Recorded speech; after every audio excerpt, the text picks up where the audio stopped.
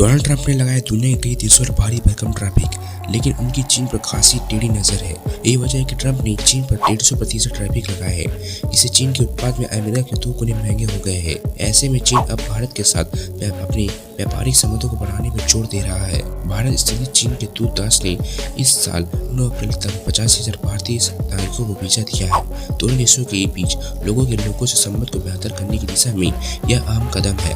भारत में चीन के राजदूत सू फेंग ने बताया कि इस साल 9 अप्रैल 2025 तक चीनी दूतावास ने भारतीय नागरिकों को 50,000 से ज्यादा वीजा जारी किए हैं। चीन और भारतीय दोस्तों का स्वागत करने ताकि वे चीन में खुले, सुरक्षित, वाइब्रेंट और मित्रवत माहौल का अनुभव कर सके। गौरतलब है कि चीन की सरकार ने भारतीय नागरिकों के लिए कई छूट शुरू की है, जिनके तहत भारतीय आवेदक बिना किसी पूरक ऑनलाइन अपॉइंटमेंट के कार्य दिवसों में सीधे वीजा केंद्र पर आवेदन जमा कर सकेंगे। साथ ही थोड़े समय के लिए चीन की यात्रा करने वाले नागरिकों को बायोमेट्रिक डेटा देने से भी छूट दी गई है।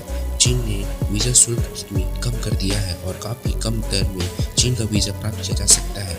इससे भारतीय के लिए चीन को यात्रा किफायती हो गई है।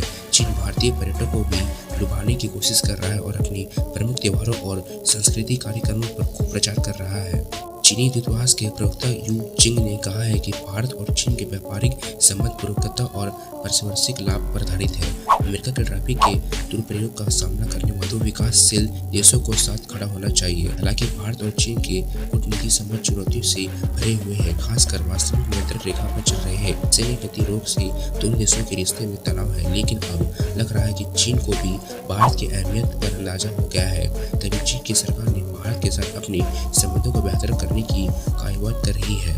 इसके लिए लोगों से रिश्ते मजबूत करने की कोशिश कर रही है।